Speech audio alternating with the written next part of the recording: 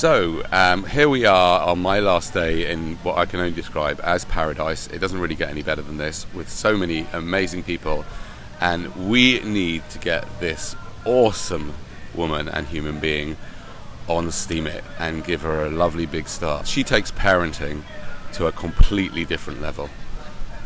So tell us about what you do. Okay.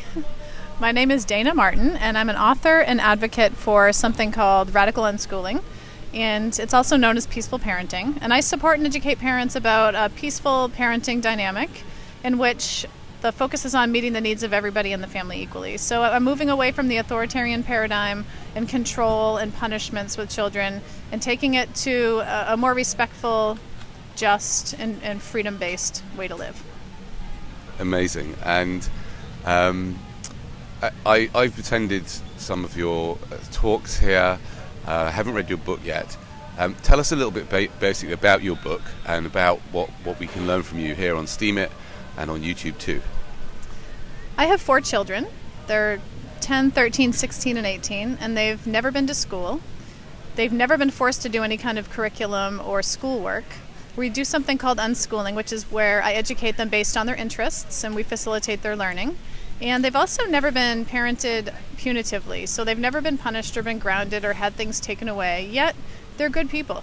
You don't need to treat children in a way with power ruling to create peaceful, kind, loving human beings. So I think I like to share with people that they've been trained to train their kids, and a more instinctual, peaceful, respectful way is out there. And so I'm happy to help people understand more about what it is. Great. I'm going to go straight direct to a question that I have that I'm sure you get a lot of, and many other people experience. Okay, so when I heard your point, I started rethinking about how I am with my children around, particularly my 11-year-old, around the use of screens. Yeah, and I kind of went. He was in the pool here, and I went up to him and I told him a little bit about what you said, and he goes, "Right, Dad, if you don't put that phone down in 2 minutes, I'm going to count to 5, whatever, I'm taking it away from you and you can't use it until tomorrow evening," right?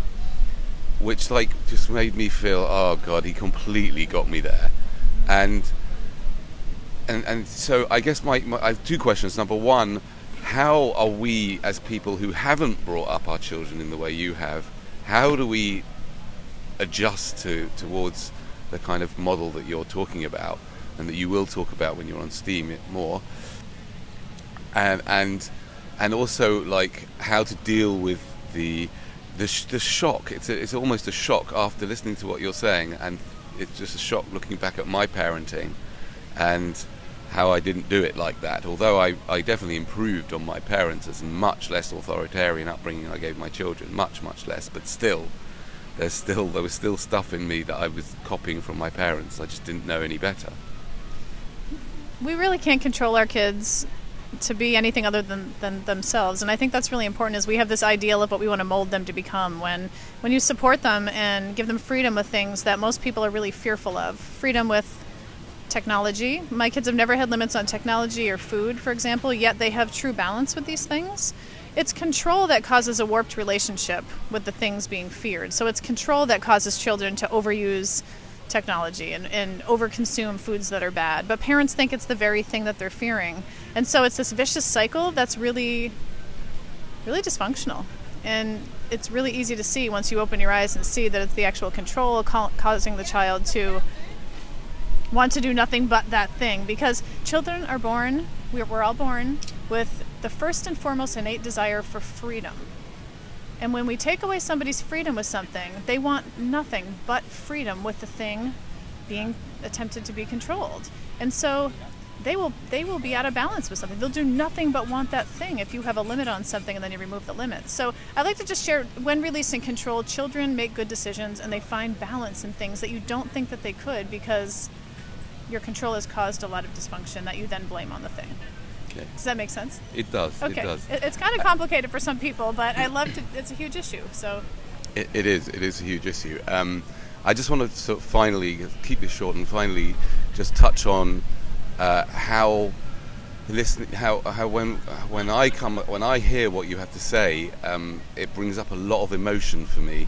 Emotion about realization about how authoritarian my childhood was, and I mean, it's just huge. It was just like it kind of shut us down so much without my even realizing it, and the feelings that come up for that, and then also the feelings that come up with our struggles with our own children, and sometimes hearing our parents' voices coming out of our mouths and telling them what to do and punishing them and threatening them. It's a lot of emotion. What's your experience been when you talk about these things?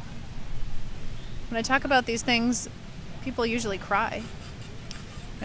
People just release and cry because the way that most people were raised is really abusive.